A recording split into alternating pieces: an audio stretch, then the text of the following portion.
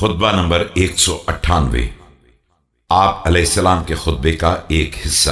جس میں خدا کے عالم جزیات ہونے پر تاکید کی گئی ہے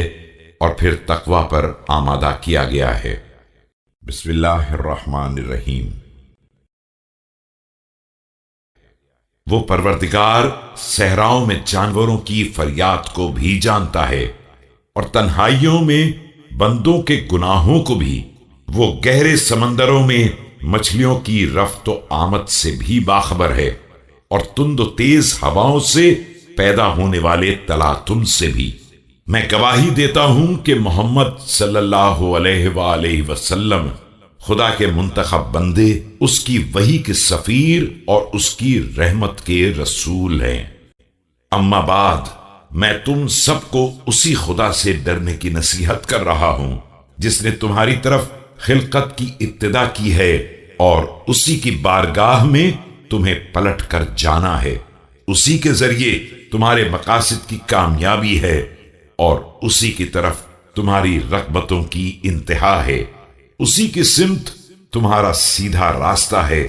اور اسی کی طرف تمہاری فریادوں کا نشانہ ہے۔ یہ تقوی الہی تمہارے دلوں کی بیماری کی دوا ہے اور تمہارے قلوب کے اندھے پن کی بصارت۔ یہ تمہارے جسموں کی بیماری کی شفا کا سامان ہے اور تمہارے سینوں کے فساد کی اصلاح۔ یہی تمہارے نفوس کی گندگی کی طہارت ہے اور یہی تمہاری آنکھوں کے چندیانے کی جلا۔ اسی میں تمہارے دل کے اضطراب کا سکون ہے اور یہی زندگی کی تاریکیوں کی ضیاء ہے۔ اطاعت خدا کو اندر کا شعار بناؤ، صرف باہر کا نہیں، اور اسے باطن میں داخل کرو، صرف ظاہر میں نہیں۔ اپنی پسلیوں کے درمیان سمو لو اور اپنے جملہ امور کا حاکم قرار دے دو۔ تشنگی میں ورود کے لیے چشمہ تصور کرو اور منزل مقصود تک پہنچنے کے لیے وسیلہ قرار دو۔ اپنے روز فضا کے لیے سپر بناؤ اور اپنی تاریخ قبروں کے لیے چراغ۔ اپنی طولانی وحشت قبر کے لیے مونس بناؤ اور اپنے رنج و غم کے مراحل کے لیے سہارا۔ اطاعت الہی تمام گھیرنے والے بربادی کے اسباب، آنے والے خوفناک مراحل اور بھڑکتی ہوئی آگ کے شعلوں کے لیے حرز جان ہے۔ جس نے تقوی کو اختیار کر لیا، اس کے لیے سختیاں قریب آ کر دور چلی جاتی ہیں اور امور زندگی تلخیوں کے بعد شیریں ہو جاتے ہیں۔ موجیں تہ بتہ ہو جانے کے بعد بھی ہٹ جاتی ہیں اور دشواریاں مشقتوں میں مبتلا کر دینے کے بعد بھی آسان ہو جاتی ہیں۔ قحط کے بعد کرامتوں کی بارش شروع ہو جاتی ہے اور سحاب رحمت ہٹ جانے کے بعد پھر برسنے لگتا ہے اور نعمتوں کے چشمے جاری ہو جاتے ہیں، اور پھوار کی کمی کے بعد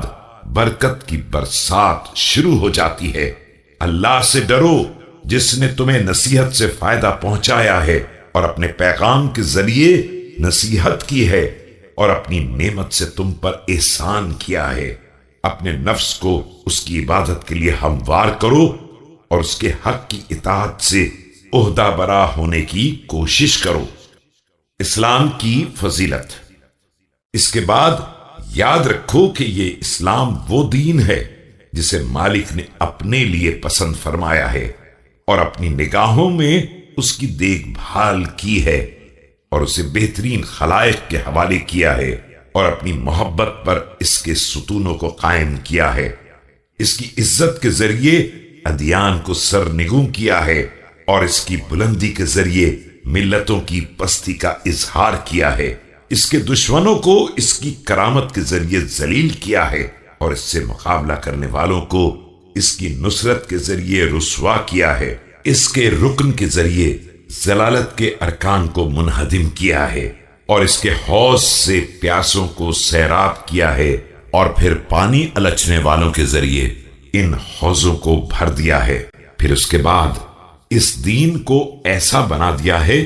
کہ اس کے بندھن ٹوٹ نہیں سکتے ہیں، اس کی کڑیاں کھل نہیں سکتی ہیں، اس کی بنیاد منہدم نہیں ہو سکتی ہے،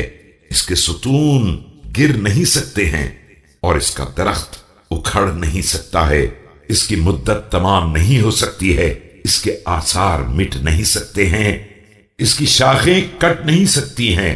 اس کے راستے تنگ نہیں ہو سکتے ہیں، اس کی آسانیاں دشوار نہیں ہو سکتی ہیں، اس کی سفیدی میں سیاہی نہیں ہے اور اس کی استقامت میں کجی نہیں ہے، اس کی لکڑی ٹیڑھی نہیں ہے اور اس کی وسعت میں دشواری نہیں ہے، اس کا چراغ بجھ نہیں سکتا ہے اور اس کی حلاوت میں تلخی نہیں آ سکتی ہے، اس کے ستون ایسے ہیں جن کے پائے حق کی زمین میں نصب کیے گئے ہیں اور پھر اس کی اساس کو پائیدار بنایا گیا ہے، اس کے چشموں کا پانی کم نہیں ہو سکتا ہے اور اس کے چراغوں کی لو مدھم نہیں ہو سکتی ہے، اس کے مناروں سے راہگیر ہدایت پاتے ہیں اور اس کے نشانات کو راہوں میں نشان منزل بنایا جاتا ہے، اس کے چشموں سے پیاسے سیراب ہوتے ہیں اور پروردگار نے اس کے اندر اپنی رضا کی انتہائی منزل، اپنے بلند ترین ارکان اور اپنی اطاعت کا عروج قرار دیا ہے۔ یہ دین اس کے نزدیک مستحکم ارکان والا، بلند ترین بنیادوں والا، واضح دلائل والا، روشن ضیاؤں والا، غالب سلطنت والا، بلند مینار والا اور ناممکن تباہی والا ہے۔ اس کے شرف کا تحفظ کرو اور اس کے احکام کا اتباع کرو، اس کے حق کو ادا کرو اور اسے اس کی واقعی منزل پر قرار دو۔ رسول اعظم صلی اللہ علیہ وآلہ وسلم۔ اس کے بعد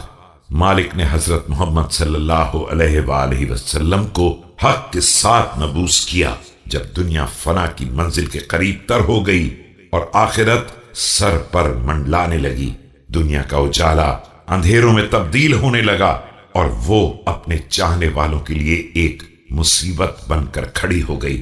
اس کا فرش کھردرا ہو گیا اور وہ فنا کے ہاتھوں میں اپنی مہار دینے کے لیے تیار ہو گئی، اس طرح کہ اس کی مدت خاتمے کے قریب پہنچ گئی، اس کی فنا کے آثار قریب آ گئے، اس کے اہل ختم ہو گئے، اس کے حلقے ٹوٹنے لگے، اس کے اسباب منتشر ہونے لگے، اس کے نشانات مٹنے لگے، اس کے عیب کھلنے لگے اور اس کے دامن سمٹنے لگے۔ اللہ نے انہیں پیغام رسانی کا وسیلہ، امت کی کرامت، اہل زمانہ کی بہار، آوان و انصار کی بلندی کا ذریعہ اور یار و مددگار افراد کی شرافت کا واسطہ قرار دیا ہے۔ قرآن کریم۔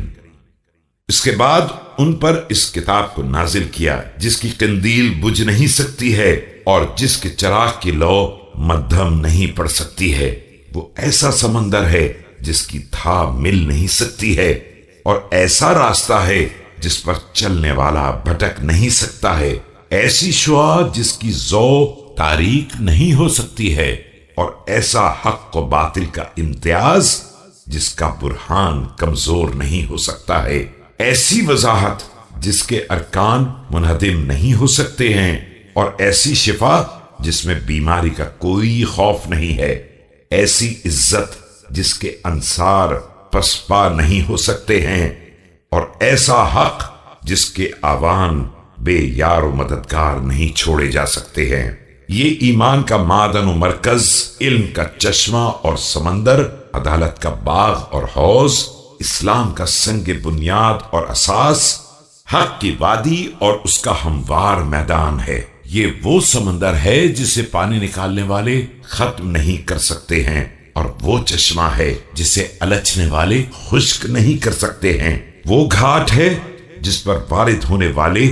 اس کا پانی کم نہیں کر سکتے ہیں اور وہ منزل ہے جس کی راہ پر چلنے والے مسافر